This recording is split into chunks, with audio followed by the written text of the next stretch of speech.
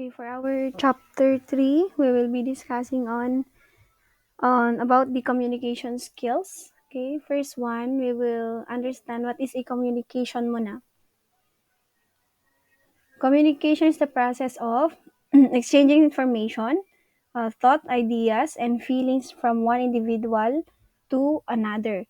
And also, it is a two-way process by which a message is passed from a sender. So, the one who is creating the message is a sender. And then, ipapunta niya to the receiver with the objective that message sent is received and understood as intended. So, yung nagsasend is dapat, and then yung message na marireceive nung receiver from the sender dapat ma-understood niya din kung tugma ba dun sa sinasabi ni sender sa kanya. Okay, we have kinds of communication. We have three. First one is the social communication. It is the unplanned communication. So, hindi siya talaga plano because it gives satisfaction to patient or families, and also it is often carried out while caring for the patient or the family. Example, kapag nagkakaroon ng communication while you are performing the nursing procedure. For example, pumunta ka doon, magbibigay ng gamot. Okay, that is unplanned communication. And next one is the structured communication. We have, it is a planned communication. Example, teaching a patient who has diabetes about self-insulin injection. So, ang parang structured is intended, okay, nakaplano talaga siya, wherein may sinusunod ka dito. An example also is having health education. Yun nga, having health education before ma-discharge ng isang pasyente, ganyan. And then health education about dun sa certain disease or sakit ng isang patient. Okay, therapeutic communication. We have number 3. It is either unplanned or planned communication that are used by nurses in many situations to relieve anxiety and also the fear of the patient. Okay, if we have an example here, patient with end-stage renal failure and also patient with cancer. So, you are using therapeutic communication when yung mga ganitong mga cases to relieve the anxiety and fear of the patients. Okay, we have the basic elements of communication process. We have 5 under the basic elements. We have the sender or the encoder, the message, the channel, and also the receiver or the decoder, and lastly is the feedback. Okay, so sinong unang-una munang gumagawa ng message, okay? Siyempre, hindi magkakaroon ng message pag walang sender. The sender or the encoder, the communication process begins when a person known as the sender generate a message. And messages stem from a person's need to relate to others or create meanings and to understand various situations. In the sender, dito nangyayari yung sa may encoding. Encoding means translating the message into pwedeng verbal sa words and non-verbal sa symbols. We have gestures, facial expressions, yan. Using the gestures or facial expression, alam mo na kung anong paparating ng sender basing dun sa non-verbal na ginagawa niya aside sa verbal, okay? That will communicate the intended message to the receiver. Di ba pag galit ang isang tao, for example, galit siya, di ba? Kahit hindi yan magsalita, alam mo na facial expression pa lang, ibig sabihin nun nakukuha mo na kung anong gusto iparating ni sender sa'yo. Okay, we have number 2, the message. The message is a stimulus produced by a sender and responded to by a receiver. So, yun yung kailangan iparating ng sender kay receiver, and then yun yung kailangan na i-respond ni receiver. Okay? Messages may be verbal and non-verbal, written materials, and artistic. Yan yung mga possible ways na pwedeng iparating yung mga messages. Okay, when we talk about the channel is the medium, kung anong gagamitin, okay, through which a message is transmitted. There are 3 major communication channels. We have visual, auditory, kinesthetic. The visual channel consists of sight and observation. And then, the auditory channel consists of spoken words and cues. Kinesthetic, ano naman ginagamit, refers to the experiencing sensations. Okay, we have, yun yung mga modes natin din of transmission. Sa visual natin, we are using the sight or the observation. In the auditory, we are using hearing. Kinesthetic is the procedural touch. Okay, Yan yung mga channels natin para may parating yung message ni sender kay receiver. Okay, pang fourth one is the receiver or the decoder. It is a person who interprets the sender's message. Receiving is influenced by complex psychological, and cognitive processes. And the physiological component involves the process of hearing. Okay, when we talk about decoding, under siya dito. The receiver perceives and interprets or decodes the sender's message into information that has meaning. So, siya ang mag-iintindi. Intindihin niya or dinedecode niya or ni-interpret niya kung ano yung pinaparating ni sender na message sa kanya. And lastly, the feedback. Okay? It is the information the sender receives about the receiver's reaction to the message. Kung ano yung babalik na respond na galing kay receiver pabalik kay sender para malaman kung naintindihan ba niya yung sinabi ni sender, kung magkatugma ba sila. Okay? The function of feedback is to provide the sender with information about the receiver's perception of a situation. Having this information, the sender can then adjust the delivery of the message to communicate more effectively. So, pag hindi sila nagkaintindihan, uulitin na naman ni sender ang pagbigay ng message. Yun lang yung paulit-ulit natin. Okay, yung first one is the sender or the encoder. And then, ano yung message na bibigay niya. And then, yung channel na ginamit. And then, pupunta siya kay receiver or the decoder. And lastly, yung feedback na galing kay receiver pabalik kay sender. So, that is all about the basic elements of communication process. Okay, next one is the modes or the forms of communication. We have two, the verbal and then the non-verbal. Alam niyo naman ang verbal. Okay, spoken and or written words are most frequent modes of conveying the information, one's ideas, thoughts, and feelings to others. We have an example, yung mga face-to-face meeting, recording messages on tapes like this one. This is a verbal communication. Telephoning, radio, and television. Placement of words into phrases and sentences that are understandable to both speaker and listener gives an order and a meaning to these symbols. We have content and context here. Ano ba yung difference ng content and context? Okay, content is the verbal communication, the literal words that a person speaks. When we talk about the context, it is the environment in which communication occurs and can include the time and the physical, social, emotional, and cultural environment. It is also includes the circumstances or parts of that clarify the meaning of the content of the message. Okay, we have an example here to differentiate what is content and context.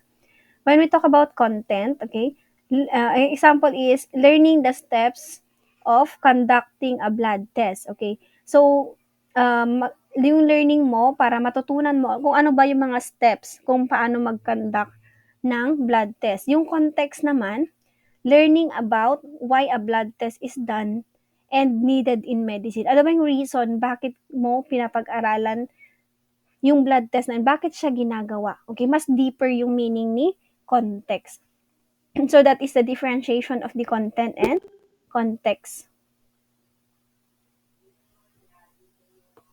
Okay. Next one is the non-verbal.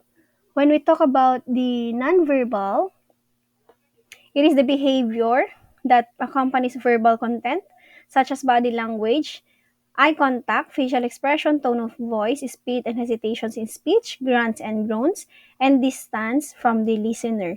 Okay, nonverbal communication can indicate the speaker's thoughts, feelings, needs, and the values that the speaker acts out mostly unconsciously. Okay, nonverbal, ito yung mga gestures, mga ganyan, body language. Hindi siya nagsasalita pero alam mo ibig niya sabihin based dun sa ginagawa niya. Okay, when we talk about process, it denotes all nonverbal messages that the speaker uses to give meaning and context to the message. Okay, the process component of communication requires the listener to observe the behavior and sounds that accent the word and to interpret the speaker's nonverbal behavior to assess whether they agree or disagree with the verbal content. So that is the different the modes or the forms of communication, the verbal and then the non-verbal. Okay, next one is the level of communication. We have three here: the intrapersonal, interpersonal, and then the group level. Okay, first one is intra. Intra, basta tandaan nyo to, intra, oneself. Inter, involve two people. Group level naman is three or more people. Yan yung involvement nila. Yun lang naman yung pinakano natin to differentiate these three. Okay, intrapersonal communication consists of a message consists of the messages one sends to oneself. Siya lang, okay? Including self-talk, communication with oneself. A person receiving internal or external messages organizes and then interpret and assign meaning to the message. Okay, interpersonal.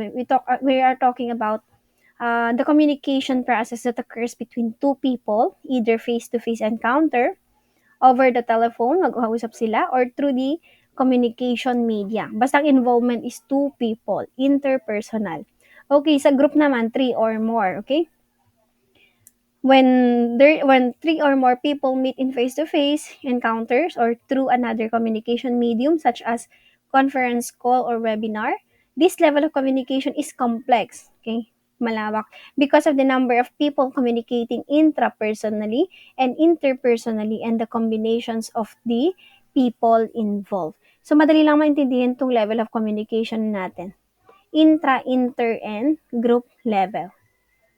Okay, next one sa ating communication process or communication skills is ito yung ginagamit natin, lalong-lalo na sa ating mga nurses or mga nursing student pag nag-duty na kayo later on. Therapeutic communication. When we talk about therapeutic communication, it is an interpersonal interaction, so may involvement na ibang tao din dito, between the nurse and the client, during which the nurse focuses on the client's specific needs to promote an effective exchange of information. And another one is skilled use of therapeutic communication techniques. It helps the nurse understand and empathize with the client's experience. Dito natin naintindihan kung bakit yun yung nararamdaman ng pasyente. Okay, we empathize with the client's experiences. All nurses need skills in therapeutic communication to effectively apply the nursing process and to meet the standards of care for their patient para mas maintindihan yung pasyente, di ba? Kailangan nating unawain sila, intindihin ano bang nangyari sa kanya, kaya bakit siya nagkaroon or for example, depression, like that one. Kung gusto mong malaman, we are using therapeutic communication to understand the deeper situation of the patient. Okay, establishing a therapeutic relationship is one of the most important responsibilities for the nurse when working with clients. Communication is the means by which a therapeutic relationship is initiated, maintained, and terminated. So, yun yung nangyari sa interaction natin sa patients natin. Okay, characteristic ng therapeutic communication. Ano ba yung mga characteristic nito? It is a purposeful and goal-directed. Aside from that one, has well-defined boundaries. Kasi nga sa nurse and patient, hindi alam nyo dapat yung limit, okay? May limit yan, may boundary in between. That is a professional, nurse-patient. Okay? Hindi siya parang friend, okay? Is client-focused, naka-focus lang tayo, lalo na sa client natin and then sa needs ng client natin. It is also non-judgmental. Pag nagkukwento man siya, wag ka nang mag-judge agad, okay? Pakinggan mo siya kasi malay mo totoo yung sinasabi niya. Okay, uses well-planned, selected techniques. We have different therapeutic communications kasi yung mga techniques natin, we will be discussing it later on. Okay, when we talk about the principles naman ng therapeutic communication, okay, we have 9 principles here. First one is to plan to interview at an appropriate time. So, mag-plan ka ng yung tamang oras, appropriate time for your interview. Kasi nga, it is unwise to plan to talk with a client during visiting hours. Kapag during visiting hours, gusto mo mag-interview, doon niya lang makakausap yung mga visitors niya. Kasi nga sa hospital, meron tayong visiting hours window lang. Hindi lagi open ng hospital for the visitors. So, wag mo nang agawin yung time na para sa mga bisita niya. During change of shift, during change of shift kasi nga, uh, mag-endorse ka pa dito. Hindi yan pwedeng mag-interview ka at the end of your or at the endorsement time or when the client is distracted by the environmental stimuli. So know what is the appropriate time for your interview. Ensure privacy. It is both a legal mandate and ethical obligation that nurses respect the client's confidence. This includes spoken words and medical records. No one wants to discuss private matters when or where other people are listening. Okay? To ensure privacy, pag sinabi kasi nating privacy, inaano natin yung confidentiality ng pasyente. Okay? It is their right also na yung sa mga ano nila is yung sa confidentiality, right for confidentiality. Okay? Establish guidelines for the therapeutic interaction. The nurse should share certain information such as the nurse's name and affiliation, purpose of the interaction, the expected length of the contract with the client, and to assure of the confidentiality. So, dapat mag-establish ka ng guidelines. Magpakilala ka naman muna saan ka nag-work or as a nursing student man kayo. Okay, your name, kung saan ka nag-aaral, bakit kayo nagkakaroon ng interaction ng patient. Okay? And then, sasabihin kung gaano ka katagal dun sa contact mo with the patient, i-inform nyo siya para may guidelines. And then, i-assure mo na kung ano man yung nalaman mo during the interview, okay? I-assure mo siya na the assurance na, with the confidentiality or the privacy ng information ng pasyente. Okay, next one is to provide comfort during the interaction. Siyempre, hindi ka naman makikinig ang pasyente mo kung hindi siya, kung meron siyang mga discomforts, di ba? Discomforts kasi nga, they can be distracting. Hindi sila makapag-concentrate. Like, pain interferes with the patient's ability to concentrate. Thus, communication becomes impaired. So, dapat, during the interaction, hindi in pain ng pasyente nyo, hindi sila irritable, hindi sila anxious, ganyan. So, first one is dapat, provide comfort muna to the patient before starting with your interactions. Okay, next one. Accept the client exactly as it is. Sabi nga natin, being judgmental blocks the communication. So, kung ano man ang sasabihin niya, yun ang paniwalaan mo kasi galing din naman sa patient natin yun. Okay? Wag yung parang nag-rule out ka na, nag-judge na, hindi totoo yan. Hindi totoo yan. No. Kasi nga, blina-block mo yung communication mamaya, baka ayaw niya nang mag-share. Okay? Encourage spontaneity. The nurse gathers more data when the client is talking freely. Also, the client experiences relief and freedom from worries by talking without inhibitions. So, hayaan mo lang siya. Encourage spontaneity na magkwento. Tuloy-tuloy lang. Huwag mo siyang ihaharangan or block mo siya na, wait lang ma'am, wait lang po. No. Hayaan mo siya kasi once na nagkwento-kwento ang pasyente, for example, yun nga, yung may problem siya, hayaan mo niyang i-express para magkaroon din ng relief dun sa nararamdaman niya. Okay, next one. Focus on the needs and cues presented by the client. Asking questions just for the sake of talking or for the satisfaction of one's own curiosity does not contribute to effective interviewing. Okay. Next one is encourage of the expression of feelings. Simply allowing the client to talk is not interviewing. Okay? Hayaan mo siyang i-encourage mo siya na i-express niya yung nararamdaman niya. Be aware of one's own feelings during the interaction. So, dapat alam mo makiramdam, okay? The nurse's feeling influence the interaction. For example, the nurse who becomes anxious may change the subject or make comments that finalize the session. So, mabroke mo yung spontaneity no pagkukwento ng pasyente. Okay? Next one is the privacy and respecting boundaries. Okay, when we talk about privacy nga kanina, it is a desirable but not always possible in therapeutic communication. An interview or conference room is optimal if the nurse believes this setting is not too isolative for the interaction. The nurse also can talk with the client at the end of the hall or in a quiet corner of the day room or lobby depending on the physical layout of the setting. Okay, we will be discussing here is the mga distances, okay, mga boundaries natin para hindi, tawag nito, for example, ikaw yung close na close friend niya o pwede ka lang lumapit. Pero pag ikaw as a stranger, we should always respect the privacy and the boundaries. Yung distance na boundary ng nurse to patient, or yan, kaya meron tayong mga proxemic distances, yung mga touch na, ano ba yung mga kinds of touch, ano yung professional touch, ganyan. Magkakaiba kasi yan. Kasi once a stranger ka, then linapitan mo siya, syempre mabibigla yan. So, we should always respect their boundaries. Okay? Okay, for the proxemics, it is a study of distance zones between between people during communication. People feel more comfortable with smaller distance when communicating with someone they know rather than with strangers.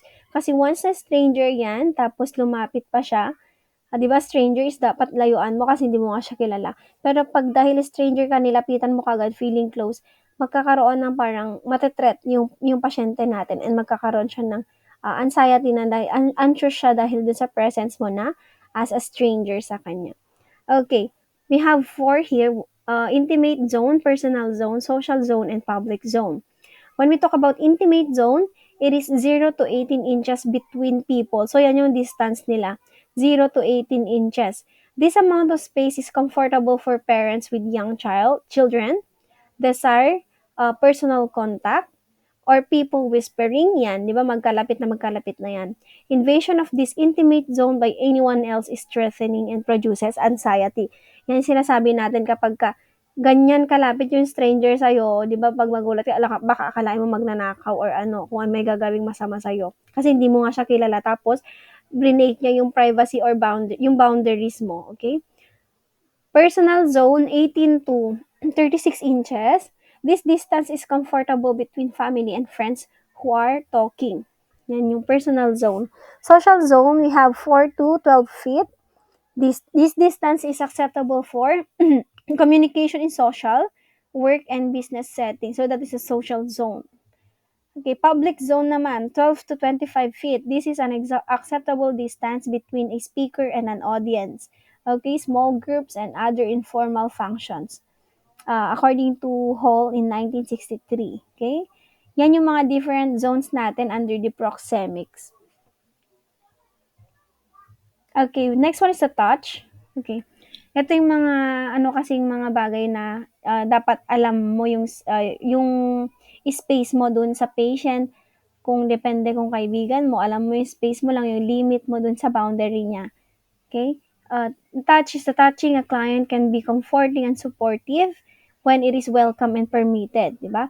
So, pag okay lang sa patient na i-comfort mo siya, then support mo siya by means of touching, like for example, i-rub mo yung back niya, pag inalaw niya, okay lang.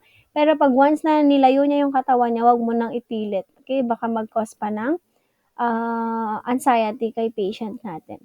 The nurse should observe the client for cues that shows if touch is desired or indicated. Like for example, holding a hand of a sobbing mother whose child is ill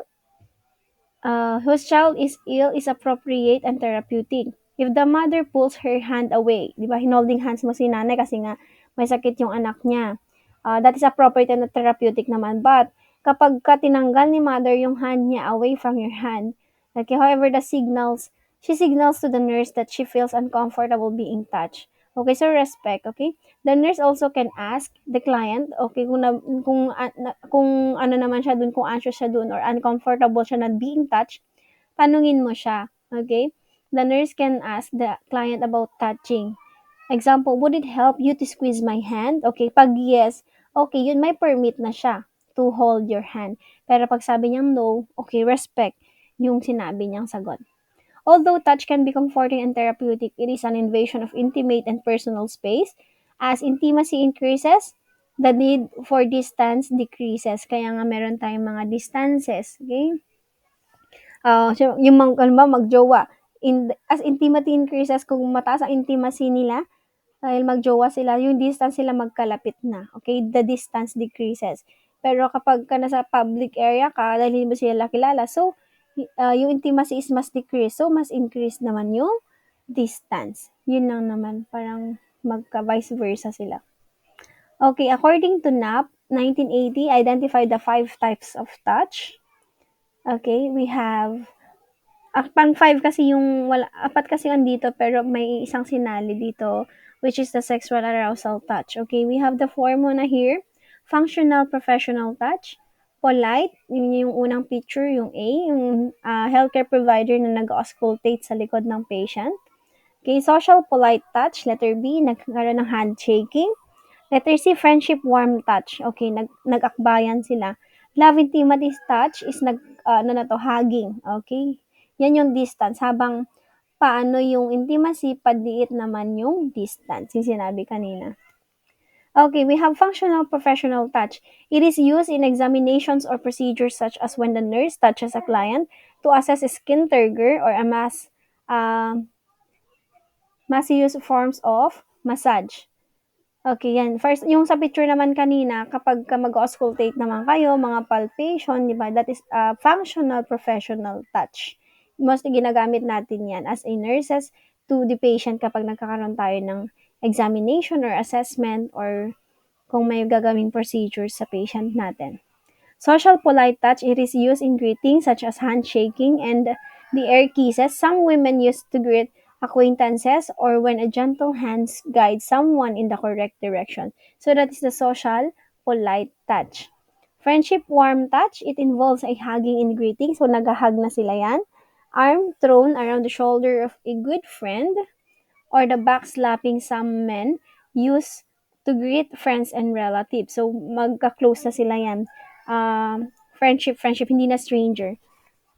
Okay, next one is the love intimacy touch. It involves tight hugs and kisses between lovers or close relatives. So, that is the under the love intimacy touch. Okay, sexual arousal touch is used by lovers. Yun yung panglima natin. So, that's a different touch we use in sa communication. Depende kung anong relationship mo doon sa uh, taong yun. Okay, pag nurse-patient, syempre yung una tayo, hindi naman pwedeng i-love intimacy touch mo siya, di ba? Mamaya na-threaten pa. Okay, under lang tayo ng functional professional touch. Okay, when we talk about active listening naman and observations, let's proceed here. Active listening means refraining from other internal mental activities and concentrating exclusively on what the client says. So, concentrating exclusively kung ano yung sinasabi ng pasyente. Okay, ano naman ang active observation? Means watching the speaker's non-verbal actions as he or she communicates. So, kung ano yung action na ginagawa under siya ng active observation. Okay. Active listening and observation help the nurse to recognize the issue that is most important to the client at this time, know what rather questions to ask the patient, use additional therapeutic communication techniques to guide the client to describe his or her perceptions fully, and ano pa ba? To understand the client's perceptions of the issues instead of jumping to conclusions. Yung nagja-judge ka na agad, okay? Kailangan mo nang i-understand. Pakinggan mong mabuti na i-observe mong mabuti yung speaker. Okay, interpret and respond to the message objectively.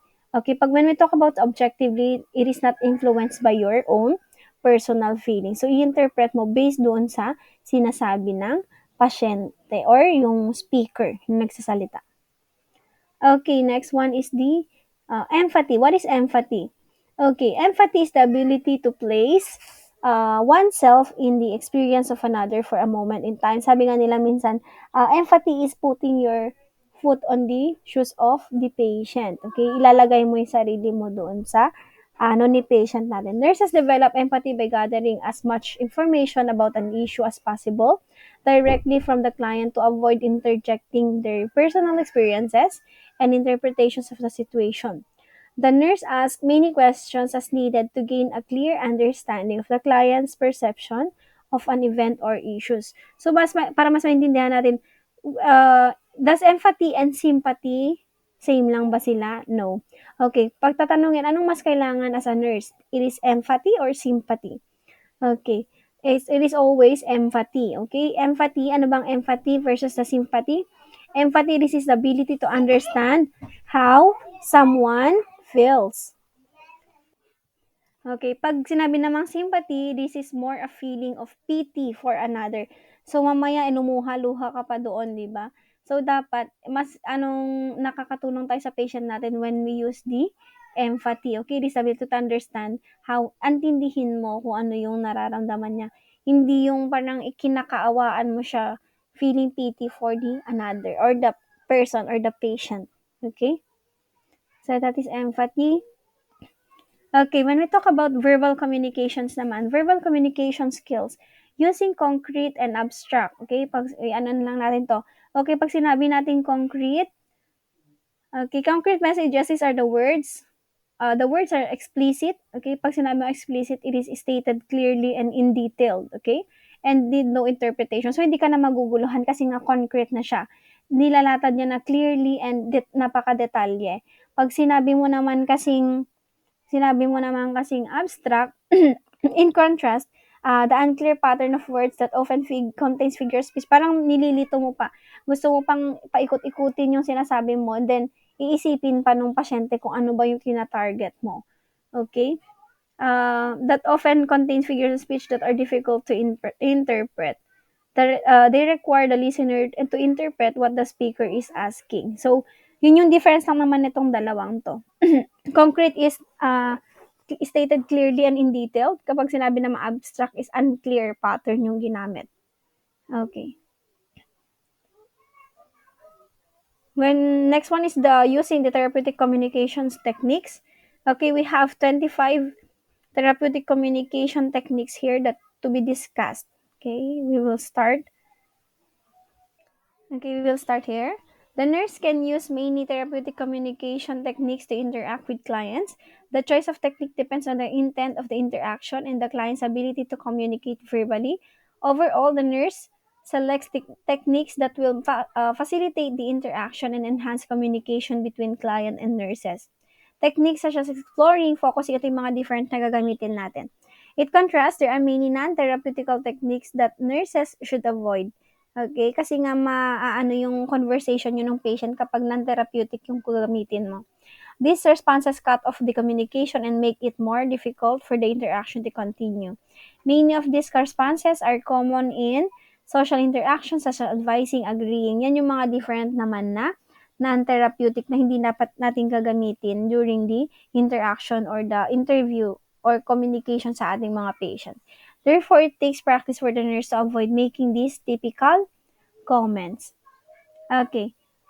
For our, we have 25 in the therapeutic communication techniques. First one is accepting. Okay, when we talk about accepting, you are indicating reception. Pag sinabi nating reception, the act of receiving or getting something, ina-accept mo kung anong sinasabi. Okay, we have an example here. Pag may, yes, I follow what you said, and nodding. Okay, nagnanod ka. Okay, ano bang rationale nitong accepting natin? An accepting responses or response indicates the nurse has heard and followed the train of thoughts ng patient or galing sa client. It does not indicate agreement, but it is non-judgmental. Okay, facial expressions, tone of voice, and so forth also must convey acceptance or the words will lose their meaning. So that is under the accepting. You accept what the patient yung gustong iparating ng pasyente sa inyo. Okay, for the broad openings, okay, broad openings allowing the client to take the initiative in introducing the topic. Okay, ano ba yung examples natin dito? Is there something you'd like to talk about? Where would you like to begin? Okay, the broad openings make explicit that the client has the lead in the interaction. For the client who is hesitant about talking, pwedeng gamitin ang broad openings because it may stimulate him or her to take the initiative kung anong gusto niyang, for example, ano bang gusto niyang pag-usapan, ayan, para ma-open up niya. Kaysa naman ikaw yung magbibigay kung ayaw naman niya mag-share, di ba? So, hayaan mo siyang, siya ang mag-take ng initiative para tuloy-tuloy yung topic ninyo, yung pag-uusapan ninyo. Okay, consensual validation. It is a searching for mutual understanding for accord in the meaning of the words. Okay, we have an example here. Tell me whether my understanding of it agrees with yours. Okay, yung magsa-search ka kung mutual, kung tugma ba yung pagkakaintindi mo dun sa sinasabi niya. Kung parehas ba kayo ng pagkakaintindi. Okay? Are you using this word to convey that? Ganyan. Para maalaman mo kung tama ba doon sa kanya. Okay? For verbal communications to be meaningful, it is essential that the words being used have the same meaning for both all participants. Sometimes words, phrases, or slang terms have different meanings and can be easily misunderstood. Okay, encouraging comparison. It is asking the similarities and differences be noted, okay? Kasi magkakaroon tayo ng comparison, okay? We have an example here. What was it something like? Ayan. Have you had similar experiences? Okay, to know, okay? To know the similarities and differences. Kung naulit ba yung for example, yung example pangalawa, have you had similar experiences? Ganyan. Okay? Kung similarities, okay? Comparing ideas, experiences, or relationship bring out many recurring themes.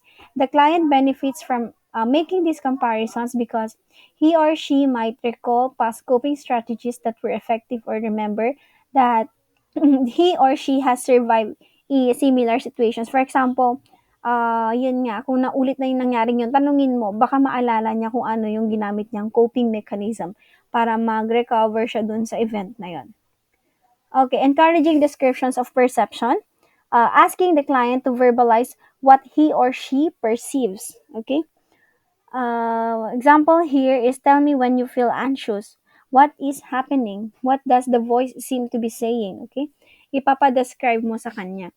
To understand the client, the nurse must see things from his or her perspective. Okay, encouraging the client to describe ideas fully may relieve the tension the client is feeling, and he or she might be less likely to take actions on ideas that are harmful or frightening. Okay, next one, encouraging expression. Encourage mo siya, okay? Asking client to appraise the quality of his or her experience. Okay, example here, what are your feelings in regard to? Does this contribute to your distress? Okay? The nurse asks the client to consider people and event in light of his or her own values. Doing so encourages the client to make his or her own appraisal rather than accepting the opinion of others. So, encourage mo siya, okay? Yung mga, yun yung based from dun sa examples natin. Okay, hindi yung parang maniniwala siya dun sa opinion ng iba, wherein magre-rely siya dun sa sarili niyang paniniwala or dun sa kanyang own values. Okay? Exploring. Exploring. Okay, exploring natin na. Delving further into a subject or ideas. For example, here is, tell me more about that. Okay? Would you describe it more fully? What kind of work? Yan. I-explore mo kung ano yung parang nagsabi siya ng isang subject or idea na gusto mo pang malaman further doon sa topic na yon, i-explore mo para ikwento pa niya, okay? When clients deal with topics superficially, exploring can help them examine the issues more fully. Okay, para mas mal-understood it, explore more in depth. The client expresses an unwillingness to explore a subject, however, the nurse must respect his or her wishes. Okay, next one is focusing. Concentrating on a single point. So, magpo-focus siya. This point seems worth looking at more closely. Okay, are of all the concerns you've mentioned, which is the most troublesome? Okay, so lahat na ginahuwenento niya na, pero alin ba dito yung masyadong naka-affect sa'yo, parang ganun. Okay, you focus on one single point. Okay, the nurse encourages the client to concentrate his or her energies on a single point, which may prevent a multitude of factors or problems from overviewing the client. It is also a useful technique, okay, when a client jumps from one topic to another. So, pag nadami niya ng topic na sinasabi, pwede mo siyang sabihan na mag-focus muna kayo sa isang area. Pero yung in a nice way, like for this one, of all the concerns you've mentioned, which is the most troublesome. Okay, kasi yun yung pinaka, pag-uusapan ninyo, magfo-focus kayo doon sa part na yon. Okay. Next one is, okay, next one na tayo is formulating a plan of action. For the formulating a plan of action, asking the client to consider kinds of behavior likely to be appropriate in future situations. Okay, for example, what could you do to let your anger out harmlessly? Okay, next time this comes up, what might you do to handle it? So, formulating a plan of action dun sa nangyayari sa kanya. It may be helpful for the client to plan in advance when he or she might do in future similar situations. Making definite plans increases the likelihood that the client will cope more effectively in a similar situation. So, yung na-formulate niya na plan dito, it can be also useful sa pwedeng mangyari sa kanya in the future kung same pa rin yung situation. Okay, general leads. Giving encouragement to continue, okay? Like, go on, and then, tell me about it, okay? Para magkaroon ng continuity or spontaneity dun sa kwento ng patient para hindi siya maharangan, okay? General leads indicate the nurse is listening and following what the client is saying without taking away the initiative for the interaction. They also encourages the client to continue of if he or she is hesitant or uncomfortable about the topic. Okay, that is all about the general leads. Next one is the giving of information, making available the facts that the client needs. Okay, kailangan mo magbigay ng information sa patient. Like for example, my name is, pagpakilala ka. Our visiting hours is this one, 8 to 2, mga ganon, 8 to 10, mga ganon. Giving information. My purpose in being here is to, yan. Okay, informing the client of facts increases his or her own knowledge about the topic or let the patient know what to expect. Para aware din siya kung, syempre, wala namang pumasok-pasok ka lang, hindi ka man lang nagpakilala. Okay, I am your nurse for today. Okay, I am a nursing student for today from Medical College of Northern Philippines. Nandito po kami para tulungan po kayo sa daily livings nyo na po, sa araw po na ito. Mga ganon, magpakilala kayo, then, para alam nila, they know what to expect from you. Okay, the nurse is functioning as a resource person, giving information about, also to build trust with the client. Okay, giving recognition. Acknowledging, indicating awareness. Like for example, good morning, miss. Yan, yung name niya. You've finished your list of things to do. Okay, I noticed that you've combed your hair. Yan, giving recognitions. Simply giving recognitions or being ina-aware mo sila. Okay, yung for example, meron silang mga achievements, nakakatulong din sa kanila yan. Okay, greeting the client by name, indicating awareness of change. Kung may napapansin ka, okay, bigyan mo sila ng recognition.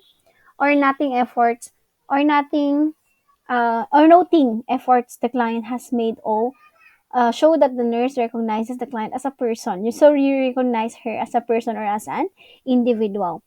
Such recognition does not carry the notion of value, that is of being good or being bad. So that is the giving of recognition. Okay, making observations, verbalizing what the nurse perceives. Okay, it's like for example, you appear tense. Okay, making observations. You are uncomfortable when I noticed that you're beating your lips. Okay, na-observe mo siya, verbalize mo kung ano yung nakikita or na-observe mo. Sometimes client cannot verbalize or make themselves understood, or the client may not be ready to talk. Yan, para ma-open up din niya. For example, are you uncomfortable when I'm sitting behind you or beside you? Yan, and then mag-open up na siya yan. Okay? Parang nagbibigay ka na din ng based dun sa observations na napansin mo the patient, magkukwento siya sa'yo. Okay, offering self, making oneself available. Like, I'll sit with you for a while. I'll stay here with you. I'm interested in what you think. Yeah. Offering yourself. The nurse can offer his or her presence, interest, and desire to understand. It is important that this offer is unconditional. That is, the client does not have to respond verbally to get the nurse's attention. Okay. Another one is the placing event in time or sequence, clarifying the relationship of events in time. Okay. What seemed to lead you up? Was this before or after? When did this happen? Because putting events in proper sequence help both the nurse and the client to see them in perspective. The client may gain insight into cause and effect behavior and consequences, or the client may be able to see that perhaps some things are not related. And also the nurse may gain information about the recurrent patterns or themes in the client's behavior or relationship. Okay. Next one, presenting reality. Okay, offering for consideration that which is real. Okay, like I see no one else in the room. Back, that sound was a car backfiring. Your mother is not here. I am a nurse. Okay? Lalo pag nag-delusion or nag-hallucination ang patient. Like for example, sabi niya, I see someone there. Okay? Tapos sabihin mo naman as a nurse, presenting reality, alam sabihin mo, oo, meron talaga nakatayo dyan kahit wala naman. Okay? So sabihin mo, I see no one else in the room aside from the two of us. Okay? Ganon. When it is obvious that the client is misinterpreting reality, the nurse can indicate what is real. Okay, the nurse does this by calmly and quietly experiencing the nurse's perceptions or the facts that by the way of arguing with the client or belittling in his or her experiences. The intent is to indicate an alternative line of thought for the client to consider, not to convince the client that he or she is wrong. Okay? Sabihin mo lang, presenting the reality. Okay?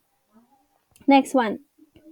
Reflecting, directing client actions, thoughts, and feelings back to client. Okay, for example, the client, do you think I should tell the doctor? Yung nurse naman, do you think you should? Yan, you reflect. Reflection encourages the client to recognize and accept his or her own feelings. The nurse indicates that the client point of view has value and that the client has the right to have opinions, making decisions, and think independently. Okay? Restating, ini-state mo ulit. Okay, repeating the main idea expressed. Like for example, sabi ng client, I can't sleep. I stay awake all night. Yung nurse naman, you have difficulty sleeping. You have difficulty sleeping. Client, I'm really mad. I'm really upset. Yung nurse naman, you're really mad and upset. Thus, the nurse repeats that what the client has said in approximately or nearly the same words the client has used. This restatement lets the client know that he or she's communicated the idea effectively. Okay, para siyang verify mo din sa kanya. And this encourages the client to continue or it is the client has been misunderstood or he or she can clarify his or her own thoughts. Okay, next one, seeking information. I'm not sure that I follow. Okay, have I heard you correctly? Kaya, seeking to make clear that which is not meaningful or what it is vague. Okay, the nurse should seek clarification throughout interaction with the client. Doing so can help the nurse to avoid making assumptions. Okay? So, dapat mag-seek ka ng information sa kanya if nagkakasunduan ba kayo yung sa thought ninyo. Okay? Third, it has not. Okay, it helps the client to articulate thoughts, feelings, and ideas more clearly. Okay? Silence. Absence of verbal. Syempre, silence lang yan. The nurse says nothing but continues to maintain eye contact and conveys interest. Okay? Silence often encourages the client to verbalize provided that it is interested and expectant. Silence gives the client time to organize thoughts, okay, direct the topic of interaction or focus on issues that are most important. Much nonverbal behavior takes place during silence, and the nurse needs to be aware of the client and his or her own nonverbal behavior. So during your silence, you can also observe what the patient is doing. Okay, that is the nonverbal actions. Okay, next one is suggesting collaboration. Okay, suggesting collaboration, offering to share, to strive, to work with the client for his or her benefit. Okay, perhaps you and I can discuss and discover the triggers for your anxiety. Okay, let's go to your room and help you find what you're looking for. Okay, the client sees to offer yourself a relationship in which the client can identify problems in living with others, grow emotionally, and improve the ability to form satisfactory relationships. The nurse offers to do things with rather than for the client. Okay, next one is the summarizing. Okay, summarizing is organizing and summing up. Okay, sinasummarize mo which has gone before. Okay, have I got this straight? You've said that. During the past hour, you and I have discussed. Okay. Summarization seeks to bring out the important points of the discussion and to increase the awareness and understanding of both the participants. So, sinasummarize, okay? Kung tama ba yung pagkakaintindi mo dun sa sinabi niya. Okay.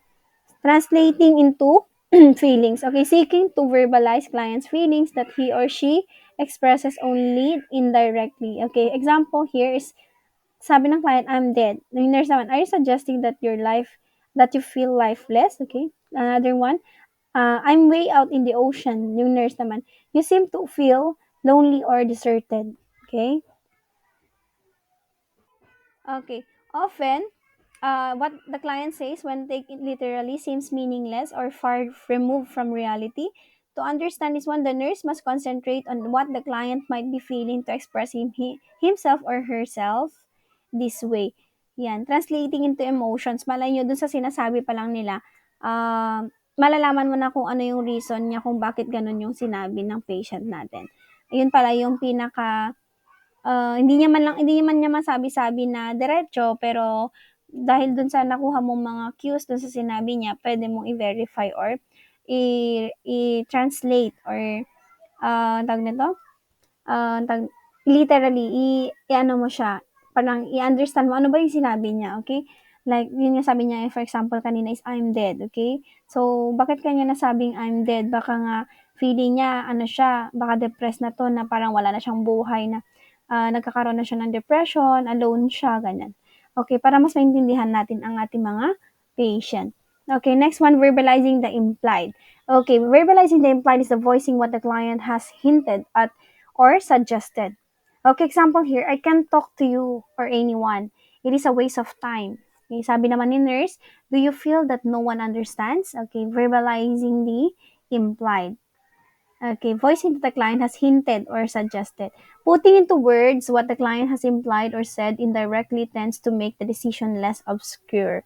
The nurse should be as direct as possible without being unfeelingly blunt or obtuse. The client may have difficulty communicating directly. The nurse should take uh, care to express only what is fairly obvious. Otherwise, the nurse may be jumping to conclusions or interpreting the client's communication. Okay. Next one is the voicing doubt, expressing uncertainty about the reality of the client's perception. Like we have an example here, isn't that unusual?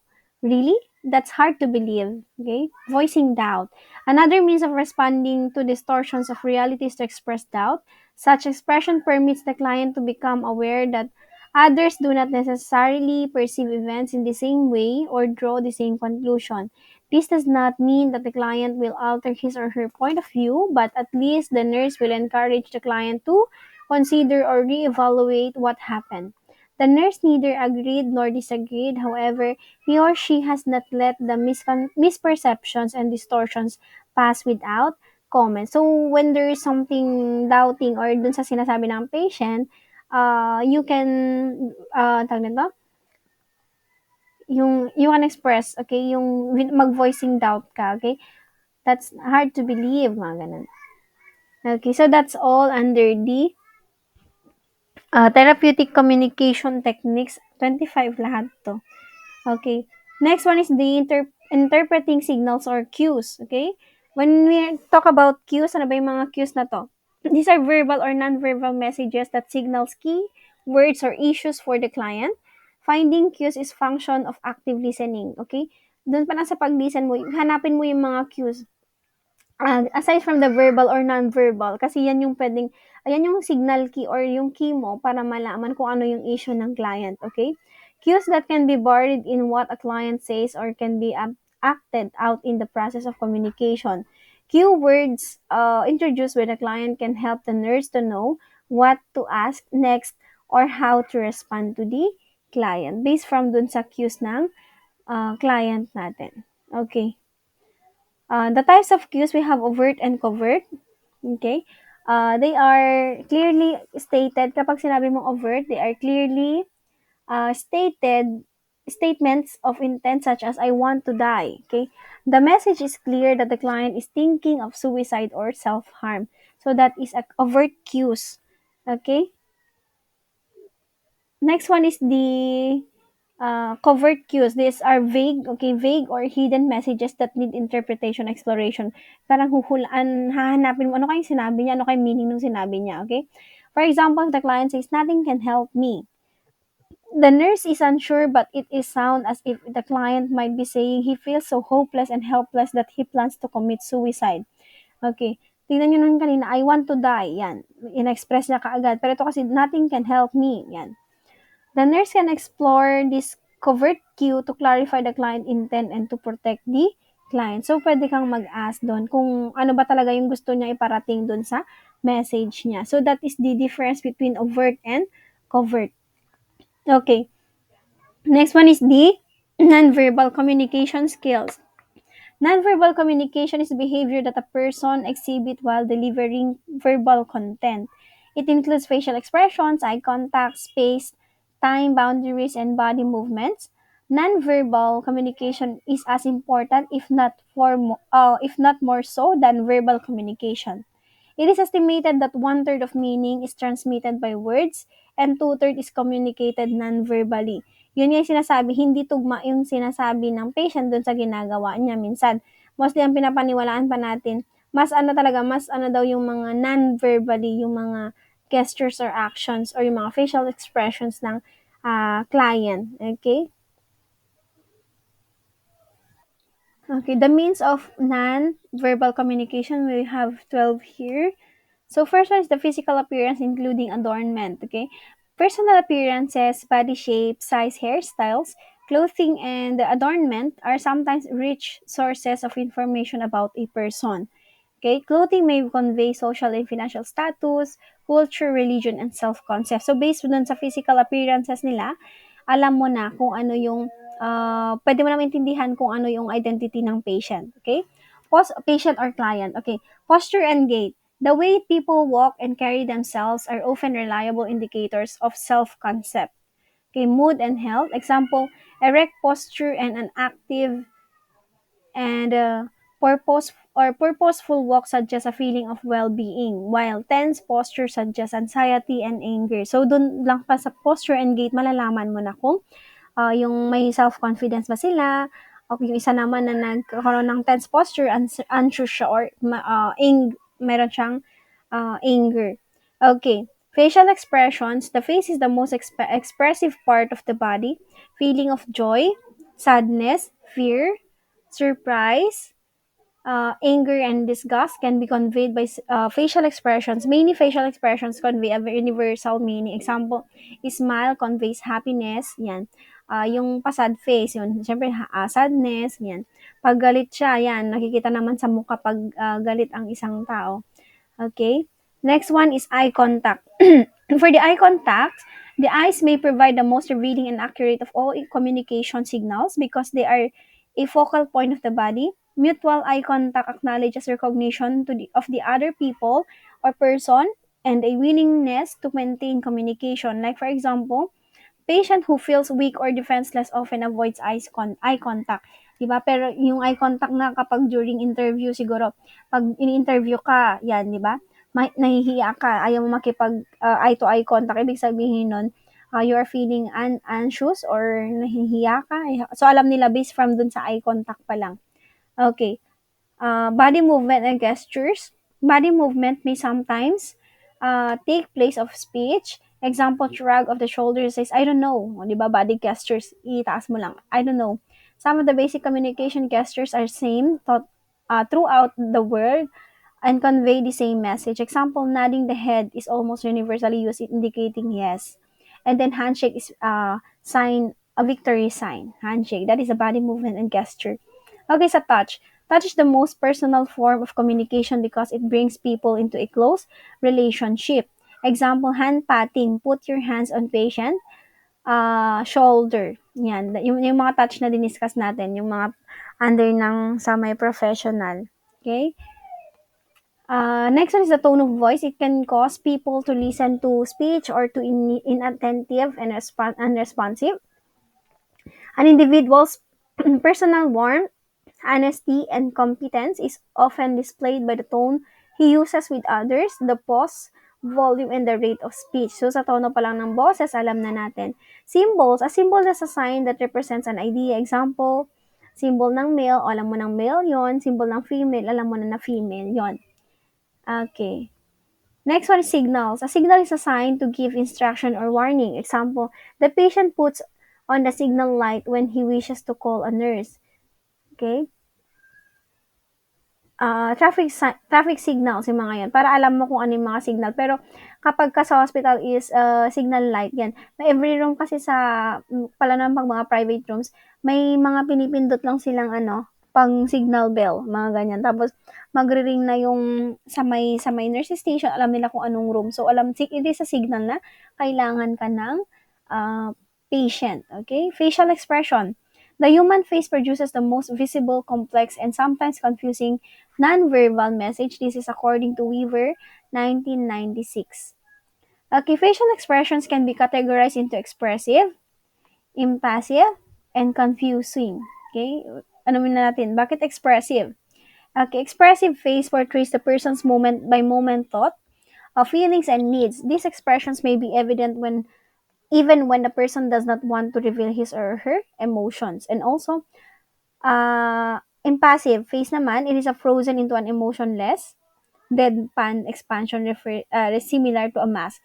Impassive, yung parang wala lang, hindi mo malaman, emotionless siya. Hindi kagaya na expressive na ine-express niya talaga yung feelings niya or yung emotion niya. Confusing facial expression is one that is opposite of what the person wants to convey. Confusing, parang magkabaliktad. May sinasabi siya, tapos yung expression niya iba. So that is confusing facial expression. A person who is verbally expressing sad or angry face while smiling is an example of confusing facial expression kasi it is opposite. Okay? To ensure the accuracy of information, the nurse identifies the nonverbal communication and checks its congruency with content. An example is Mr. Jones. You said everything is fine today, yet you frowned as you spoke. I sense that everything is not really fine. Okay? Verbalizing the implied. Okay? Sinasabi mo kung ano yung ini-imply ng pasyente. Okay. Yan yung mga facial expressions natin. Okay, next one is, last two is the body language. Okay, under the body language is the gestures, postures, movements, and body positions is a non-verbal form of communication kasi hindi naman niya sinasabi yan. Ginagawa, okay? Nakukuha mo lang to when you have an active observations. Makukuha mo yung cue dito. Okay, next one is the closed body positions. Okay, close body positions such as crossed legs, okay, or arms folded across the chest indicate that the interaction. Okay, bakit ba siya nagko-close position? Might threaten the listener, di ba? Yung pwedeng, dahil naka-ganon yung kamay niya, naka-cross leg siya, it may threaten the listener, yung kausap niya, who is defensive or not accepting. Baka sabihin ni listener, ba't kaya siya nagaganyan? Baka ayaw niya, masungit siguro, ayaw niya siguro yung sinasabi ko, mga ganyan. Baka wrong, baka mali yung sinasabi ko, kaya siya ganun ng ganon. Yun. So, mako-confuse si, si listener natin. A better, more accepting body position.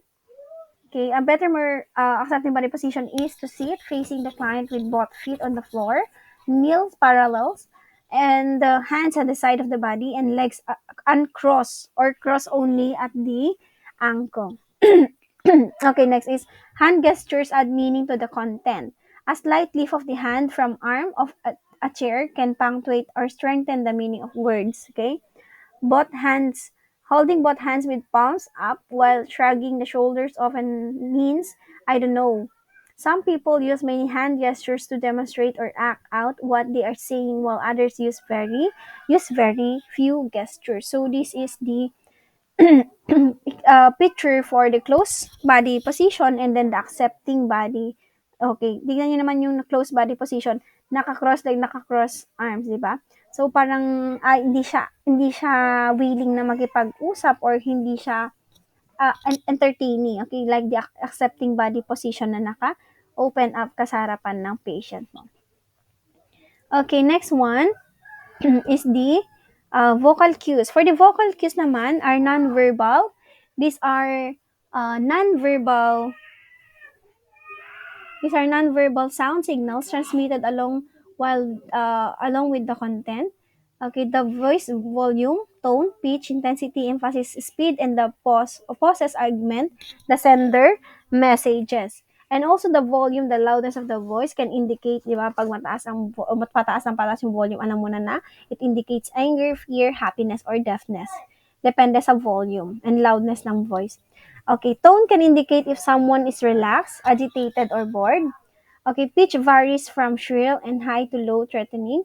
Intensity is the power, severity, and strength behind the words, indicating the importance of the message. And also, emphasis refers to an accent on words or phrases that heighten the subject or give insight of the topic. And also, speed is number of words spoken per minute. Pauses also contribute to the message, often adding emphasis or feeling. Okay, yun yung mga verbal vocal cues natin na pwedeng mapansin. Okay? Yan yung mga natin. Next one is the eye contact. For the eye contact, The eyes have been called the mirror of the soul because they often reflect our emotions. Okay, they often reflects okay on our emotions. Messages that the eyes give include the humor, interest, puzzlement, hatred, happiness, sadness, horror, warning, and pleading. Looking into the person's eye during communication is used to assess the person's and environment and to indicate whose turn it is to speak. It increases during listening but decreases while speaking. Okay? Kapag nagli-listen ka, naka-eye contact, pero kapag ka nag-speaking ka, hindi naman pwedeng iisang mata lang din. Lalo na kapag ka nag-i-speak ka sa mga madaming tao. Okay? So, inaano mo naman yung eye contact mo. Okay, ini-spread siya man siya. Okay, while maintaining good eye contact is, maintaining good contact is usually desirable. It is important that the nurse doesn't stare at the client. Okay, kailangan namang naka-stare ka lang sa client, di ba? So, you should know kung paano i-maintain or kailan inaano natin yung sa eye contact. Okay, next na is silence. Silence or long pauses in communication may indicate many different things. It is important to allow the client sufficient time to respond. Okay, kaya ka nag-pause, even if seems like a long time. It may confuse the client if the nurse jumps in with another question or tries to restate the question differently. So, ginagamit nila mostly itong silence para yung sa construction din nila during the communication. Okay, wait lang. Ano na natin. Okay, next one is understanding the meaning of the communication. Okay, few messages in social and therapeutic communication have only one level of meaning. And messages often contain more meaning than just the spoken words according to the Vito of 2002. The nurse must try to discover all the meaning in the client's communication. An example, people who outwardly appear dominating and strong and often manipulate and criticize others, in reality may have low self-esteem and feel insecure. Okay, so that is under the understanding the meaning of the communication. Next one is understanding the context, di ba? Yung differentiation kanina natin ng content and then the context. Mas deeper meaning si context. Understanding the context of communication is extremely important in accurately identifying the meaning of the message. Okay, think of the difference in the meaning, I'm going to kill you, when stated in two different contexts. Anger during an argument, and when one friend discovers another is planning a surprise party for him or her. Understanding the context of a situation gives the nurse more information and reduces the risk of assumptions. Okay, to clarify content, the nurse must gather information from verbal and nonverbal sources and validate findings with the client para mas maintindihan talaga kung ano yung patutunguhan no or yung ano yung pagkakaintindi dun sa content no context ng communication nila.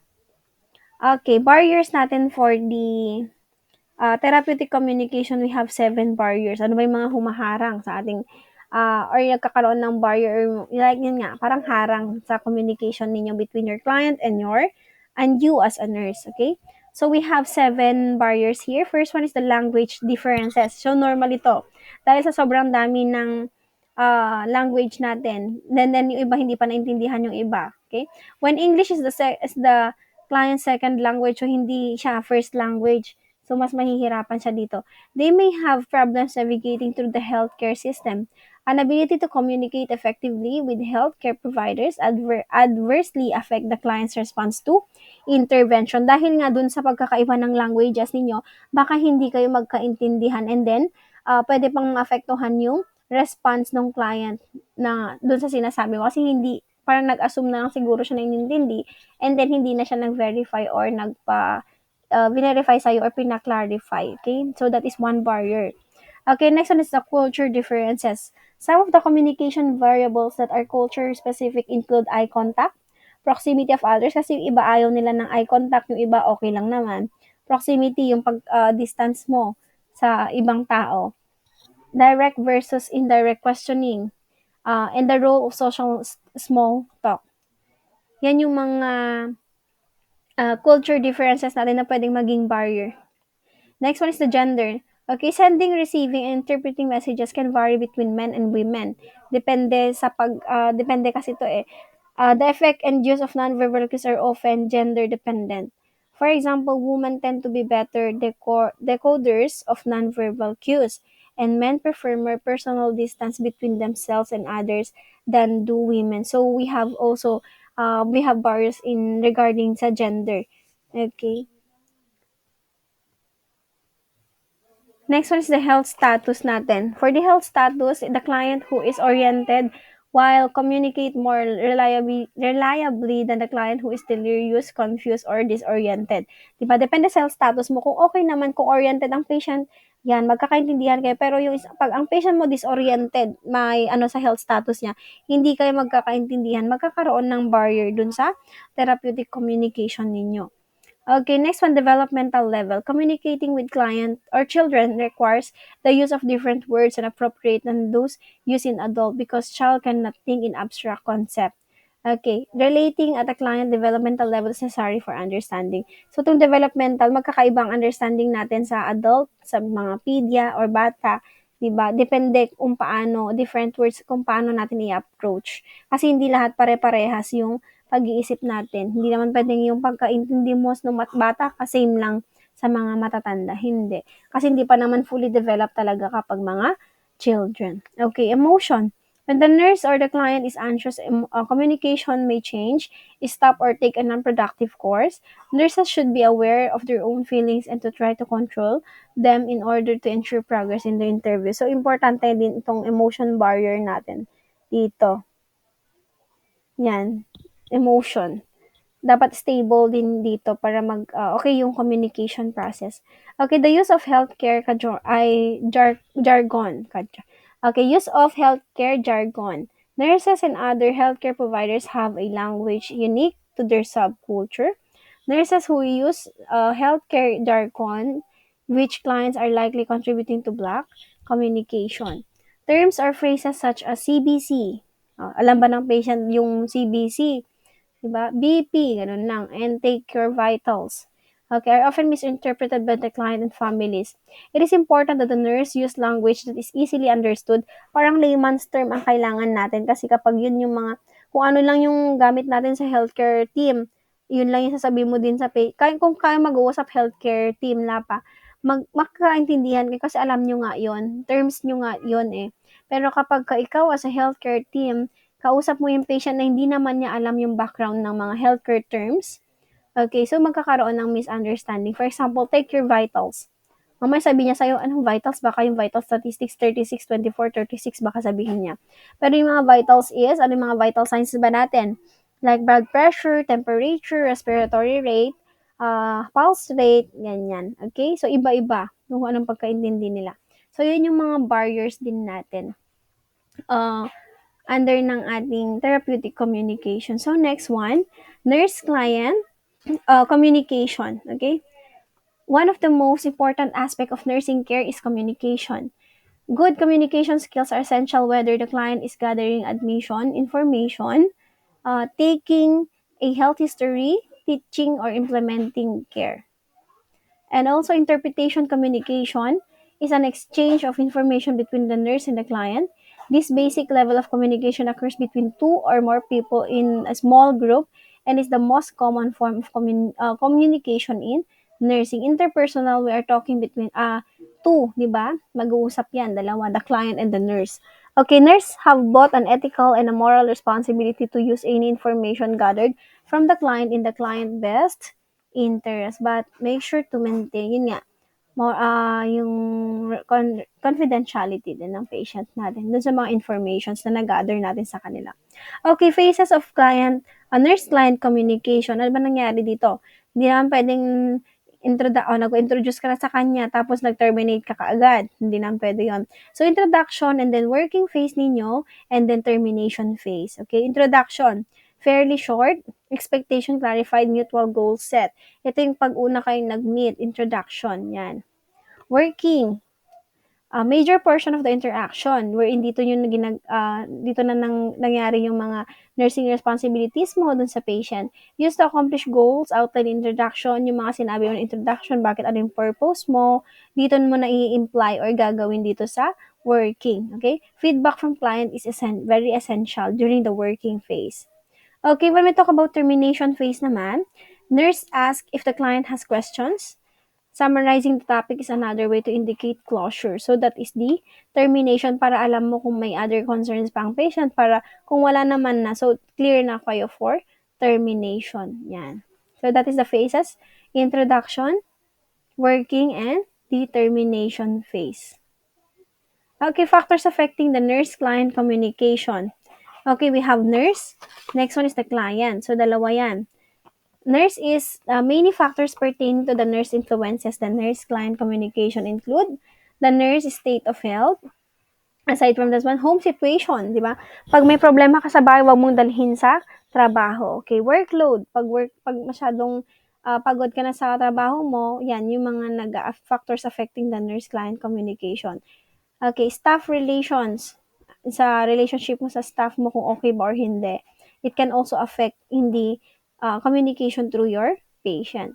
Past experiences as a nurse can all impact the attitude, thinking, concentration, and emotions of a nurse. So, yung mga past experience mo, for example, galing ka sa ward na na-trauma ka doon part. So, dahil dun sa trauma, naisama mo dun sa next na ano mo, na area mo, or kung ano man yung mga attitude na nakuha mo doon, nilipat mo dun sa pinuntahan mo. So, that is the factors that it can also affect your relationship or communication between you and your client. Okay, next one, sa client naman. Client factors related to the client must be considered include, we have social factors, yan, religion ng mga patient natin, family situation sa bahay nila, visual ability, hearing ability, speech ability, level of consciousness, language proficiency, state of illness. Yan, yung mga factors na pwedeng mag-affect dun sa communication nila between the nurse. Okay? And also, for our next one is communication with the healthcare team. Okay, we have communication sa healthcare. Pag sinabi sa healthcare team, mga kasama natin sa hospital na involved in the treatment of the patient. Okay, oral communication. We have apat dito: oral, shift report, written communication, and electronic communication. So first one is the oral communication. Oral communication takes place among all healthcare team members. Okay, to provide continuity to care to the client, and all persons who provide that care communicate orally concerning that care. So oral, nag-uusap-usap sila, nagko-communicate sila orally. Okay, so that is the oral communication. Pero yung pinag-uusapan nila regarding sa care ng patient nila, dun sa client. Okay. Number 2 is the shift report. Vital to continuity of client care is the shift report. Report about each client between shift. Okay. An oral report is the most common. The charge nurse of the outgoing shift may report to all members of the incoming shift. So during endorsement to shift report, or only to the incoming charge nurse who in turn shares the information with the appropriate caregivers of the incoming shift. So kailan ba nangyari itong shift report? Di ba sa hospital meron tayong tatlong shifting dyan, AM shift, PM shift, and night shift. So yung shift report, lahat ng nangyari dun sa shift mo, i-endorse mo dun sa next shift para at least aware siya kung ano yung nangyari dun sa shift mo, kung may mangyari man kung related dun sa mangyari or nangyari dun sa shift nila. Okay, kung ano man yung mga treatment na natapos mo nung shift mo, i-endorse mo din lahat yan. Kasi alam din nila kung ano i-continue nila na treatment dahil dun sa i-start mo nung past shift mo. And then yung nangyari sa shift mo, okay, i-endorse mo din dun sa next shift na incoming sa'yo or incoming shift na mag-aalaga dun sa patient para at least you should be aware kung ano yung nangyari dun sa shift. Kasi once na nag-rounds yung doctor, tapos tanungin ka, bakit ano bang nangyari nung AM shift? At least may sasagot ka. Kasi nga, nagkaroon kayo ng shift report. Okay, kung ano yung nangyari dun sa whole shift nila. I-endorse or i-report dun sa susunod na shift para maging aware sila. I-endorse din nung susunod dun sa sumusunod sa kanya na shift. Okay, that is endorsement. Okay, we have written and communication. Most written communication relates to the client's chart. Okay, so lahat ng nakikita sa chart na naisusulat, okay? All aspect of a client care are recorded on the client's chart. So lahat kasi nandun, okay? For example, requisitions to X-ray or to physical or respiratory therapy and requests for laboratory services for all clients are all forms of written communication. So for written communication, paano malalaman nung pupuntahan mo by means of written? Okay, sa mga requisition forms kasi sa hospital, like for example, ipapa-X-ray siya, yan. Before ma-X-ray ang patient, magbibigay ka muna ng requisition slip dun sa radiology para aware sila na may mag-uusap kayo based from that written communication na may X-ray yung pasyente mo. Okay, next one is the electronic communication. Electronic communication, computers are being used extensively in the business offices of healthcare agencies and have been so for years. The introduction of computers into the departments of direct client care has been slower. In many places, computers are used by client care department to send requisitions to other department and to receive test results. Okay, ngayon kasi is meron na tayong electronic communication sa mga hospitals. Like for example, sa nag-workan namin sa RPGMC, yan, kung gusto mo mag-request ng gamot ng patient, i-ano mo lang sa computer kasi meron tayong system doon wherein andun ang patient system kasi na-connected in the other department. Like, pwede kang mag-communicate sa the pharmacy, pwede kang mag-communicate sa radiology, pwede kang mag-communicate sa mga laboratory, ganyan, okay? So, para ma-communicate mo, yun lang, gamitin mo yung computer, okay? Na kung saan involve yung account nung patient mo para ma-send mo kung ano man yung kailangan mong iparating sa department na involved, okay? So that is all about our chapter 3 about the communication skills. Okay? Yun yung ating chapter 3. Thank you.